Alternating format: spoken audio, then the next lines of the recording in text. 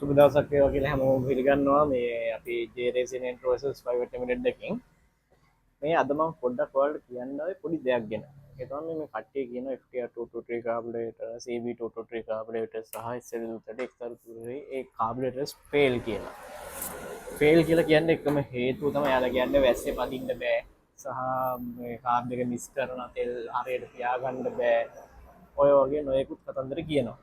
දැන් මම එතකොට මේ අද අරන් ආවේ මේ අපිට රිපෙයාර් එකකට ආව SL230 බයික් එකේ කාබුරේටර් එක. මේක ඇවිල්ලා 2000 මොඩල් එක.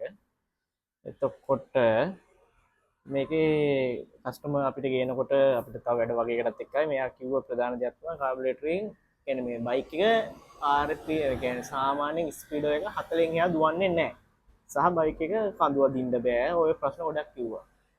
අපි බයික් අනිත් වැඩවලට ගිහලා කාබුරේටර් එකේ පැත්තේ වැඩේට දැන් මේ ප්‍රශ්නේ විසඳන්න ගැලෙව්වට පස්සේ අපිට හවුච්ච ප්‍රධාන දේ තමයි කාබුරේටර් ඩයෆ්‍රම් පිස්ටන් එක.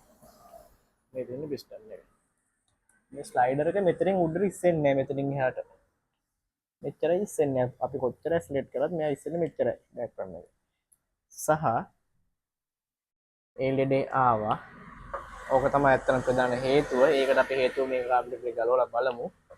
ඊට පස්සේ අපිට ලොකුවටම ආව ඊළඟ ඉෂුව එක තමයි මෙන්න මේක. රහෙත් දන්න සද්දේ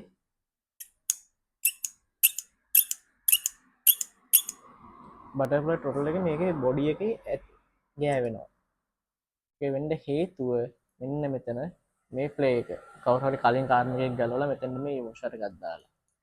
මෙතනට මෙන්න මේ විදිහට නෙමෙයි මේක ඔරිජිනල් එන්නේ සෙටින් එක. අන්න ඒක තමයි ඒකේ හේතුව. මේක මෙහෙට තල්ලු කළ කරද්දි හරි සද්දේ. ඉතින් මේ ප්‍රශ්නයක් නැහැ. ඕක තමයි කාබුරේටරේ මේකේ තිබ්බ ගැටලුව.